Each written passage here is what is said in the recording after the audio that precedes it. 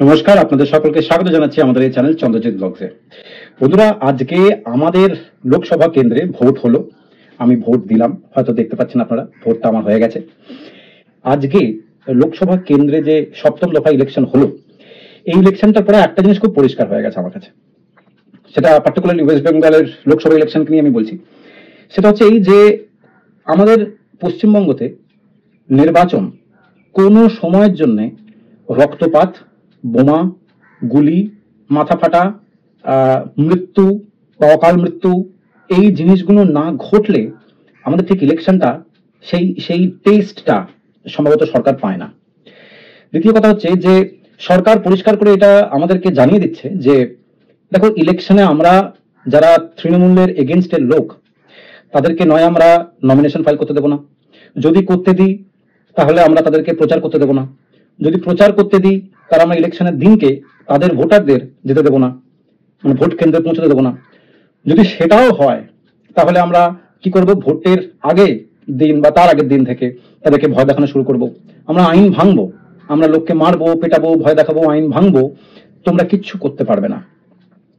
আর কেন্দ্রীয় বাহিনী, হাজার হাজার কেন্দ্রীয় বাহিনী আসুক, একটা না একটা কোনো অ্যারেঞ্জমেন্ট আমরা করে নেব, যাতে কেন্দ্রীয় বাহিনীর যে জওয়ানগুলো বিশাল বিশাল চেহারা নিয়ে শুধু পাথরের মতন দাঁড়িয়ে থাকবে, নীরব দর্শকের মতন, এই অ্যারেঞ্জমেন্টটা আমরা করে ফেলবো। এবং এটা প্রত্যেকবার হবে। আর যদি বা কোনো কারণের জন্য তোমাদের ইলেকশন, মানে তোমাদের অন্য অপোজিশন পার্টির ভোটিং যারা করাচ্ছে এজেন্ট, তারা যদি বুথে গিয়ে বসতে যায়, তাদেরকে পিটিয়ে বার করে দেবো। অন্যায় করছি বেশ করছি, আইন ভাঙছি বেশ করছি, আইন ভাঙার পরে মুখপাত্ররা বলছে না খুব শান্তিপ্রিয়ভাবে ভোট হচ্ছে, মিথ্যা কথা বলছে, তোমাদের শুনতে হবে। কোর্টে যাবে, যাও, কোর্ট যদি কোনো জাজমেন্ট আমাদের এগেনস্টে দেয়, আমি মানবো না, এবং আমি প্রকাশ্যে বলবো আমি মানি না।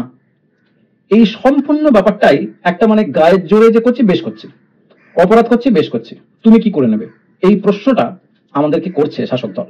প্রত্যেকবার নির্বাচন আমরা দেখি যে এই একটাই প্রশ্ন করে যে আমরা তো এইভাবেই ভোট করতে থাকবো, আমরা এইভাবেই মারবো, এইভাবেই আইন ভাঙবো, তোমরা কি করে নেবে বলো।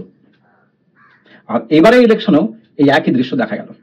প্রত্যেকটা দফাতেই ইলেকশনের ঠিক পরে তৃণমূল দলের তরফ থেকে আমরা জানতে পারি, বা ওদের একটা প্রেস কনফারেন্স করে, একটা বৈঠক করে, সেখানে বলে খুবই শান্তিপূর্ণভাবে ইলেকশন হয়েছে, নির্বাচনটা উৎসবের মতন পালন করা হয়েছে, মানুষের যে ভোটার্স টার্ন আউট সেটা এতটাই ভলেন্টারি, স্বতঃস্ফূর্তভাবে তারা আসছেন, তারা এই উৎসবে পার্টিসিপেট করছেন, খুব শান্তিপ্রিয়ভাবে শান্তিপূর্ণভাবে ইলেকশন হচ্ছে। এবং আপনারা যদি বলেন যে এই শান্তিটা শ্মশানের শান্তি, বেশ করেছি, শ্মশানের শান্তি করেছি, তুমি কি করে নেবে, এইটাই একটা প্রশ্ন।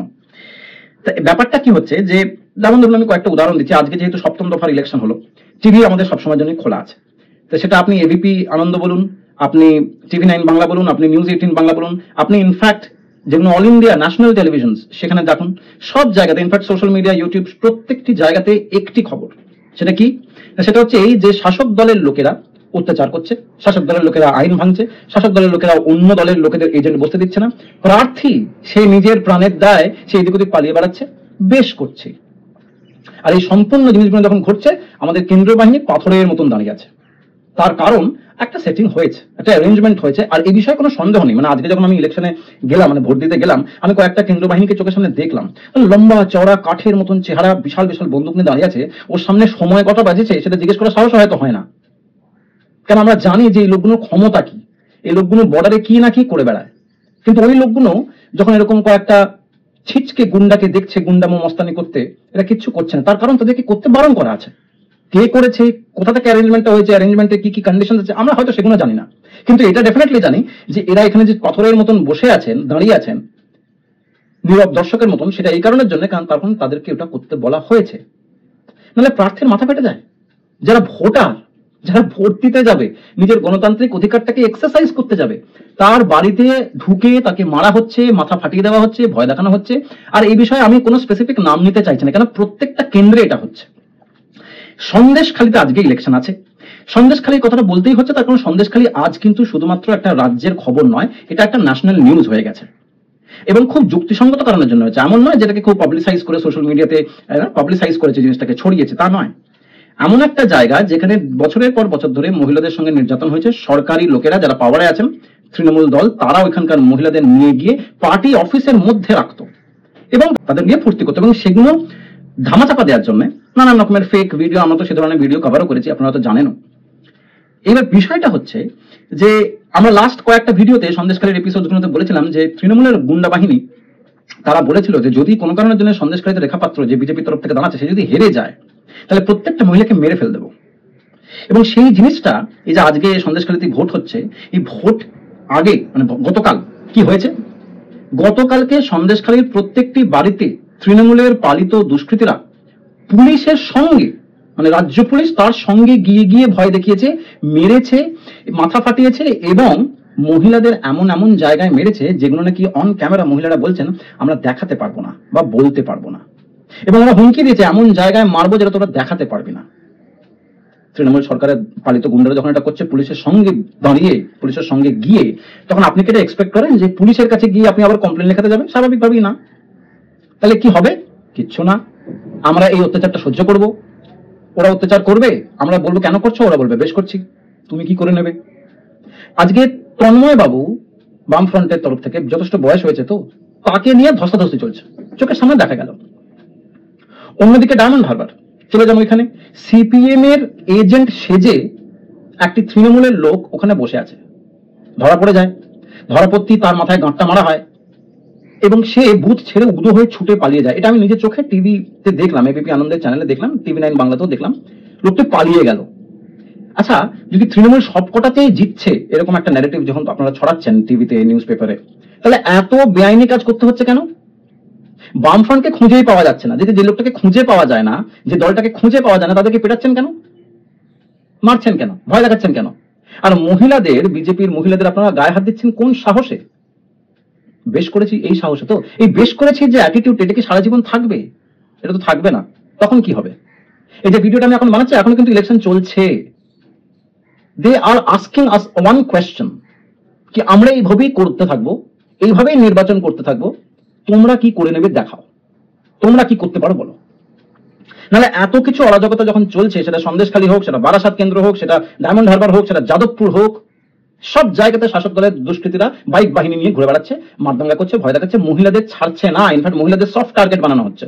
মা মাটি মানুষের সরকার। এবং এত কিছুর মধ্যে দিয়ে যখন অভিষেক বন্দ্যোপাধ্যায় আজকে ভোট দিয়ে বেরোলেন, উনি প্রেসের সামনে কি বললেন জানেন? উনি বললেন অত্যন্ত শান্তিপূর্ণভাবে ভোট হয়েছে, মানুষ স্বতঃপ্রত্যভাবে ভোট দিতে এসছে, মানুষ জবাব দেবে। এতদিন ধরে যে বাংলাকে বঞ্চনা করা হয়েছে, বাংলাকে টাকা পাঠানো হয়নি, সেই যে জিনিসগুলো ঘটেছে তার উত্তর মানুষ দিচ্ছে। মানুষের উত্তরটা আপনারা 4 জুন পাবেন। শান্তিপূর্ণভাবে হচ্ছে ইলেকশন, মানুষরা ইলেকশনের যে উৎসবটা, নির্বাচনের উৎসবটা পালন করছেন। এই এমন শান্তি যাকে শতরূপবাবু বলছেন এটা শ্মশানের শান্তি। আপনারা যদি ভোট দিয়ে এসে থাকেন তাহলে you should be thankful to God যে আপনাদের কিছু হয়নি। আর যারা এখনো ভোট দিতে যায়নি তাদের আমি বলবো যে খুব সাবধানে দিতে যাবেন। আর এই ধরনের যখন একটা ফিয়ার সাইকোসিস কাজ করবে না, তখন অনেক লোক ভোট দিতে যাবে না। তারপরে ভোটের যে বুথগুলো সেগুলো আমি জ্যাম করে দেবো, তাতে লাভ কি হবে? অনেকক্ষণ ধরে এক একটা লোক ভোট দেবে, প্রচুর লম্বা লাইন হবে, পেছন দিকে লোকগুলো কিছুক্ষণ পরে ফ্রাস্ট্রেটেড হয়ে, ঘন্টা 2-3 দাঁড়ানোর পরে ফ্রাস্ট্রেটেড, দূর ছাতা, যাওয়ার দরকার নেই ভোট। আর যে মুহূর্তে ওরা চলে যাবে সেই মুহূর্তে আইদার টার্ন আউটস গুলো কমে যাবে অথবা ছাপ্পা মারতে সুবিধা হবে। এইটা হচ্ছে বাংলার রাজনীতি, এটা হচ্ছে নির্বাচনের উৎসব। আর আমার একটাই প্রশ্ন, যে সম্পূর্ণ জিনিসগুলোকে কিন্তু খুব সহজেই কেন্দ্রীয় বাহিনী কন্ট্রোল করতে পারত।